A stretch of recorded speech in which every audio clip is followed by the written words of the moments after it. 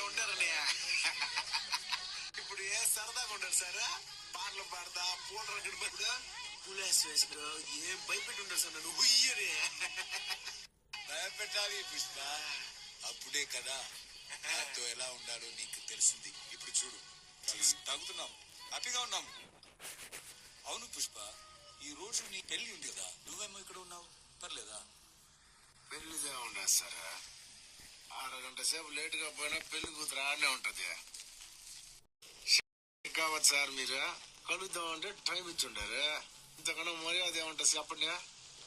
ఏంది పెళ్ళి అంటే గుర్తుకొచ్చి ఉండదు ఈ పిల్లం ఎవరితో కడుపు రావాలా ఏ టైంలో కడుపు అవ్వాలని నేనే డిసైడ్ చేస్తానని ఉండరు కానీ మీరు ఎందుకు సార్ అట్లా ఉండరు ఫీల్ ఉన్నాను నేను ఎందుకంటే మాటలు ఎందుకని ఉండరు చెప్పండి.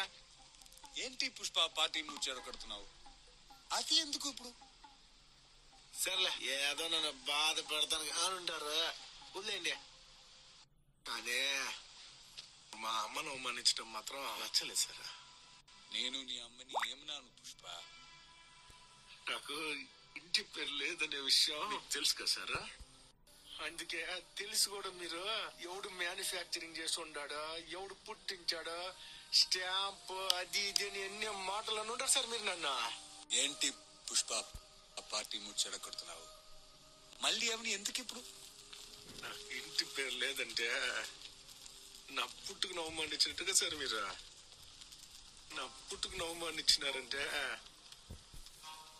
మా అమ్మను అవమానించినట్టే సార్. నేను పుట్టినప్పటి నుంచి ప్రతి లండి కొడుకు అనే మాటే సార్ అదే. పుష్ప తాగి ఏదేదో మాట్లాడుతున్నావు నీకెక్కువైంది.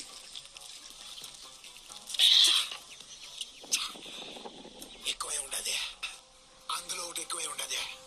ఏంటది? ఇలాగా ఒకటి ఎక్కువై ఉండదు అని చెప్పి సస్పెన్షన్ లో పెట్టడం రాదు సార్ నాకు.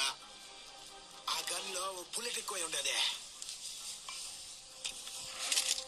ఇందులో వెళ్ళాల్సిన బుల్లెట్ ఇందులోనే ఉండిపోయి ఉండదు అది ఎక్కువై ఉండదు.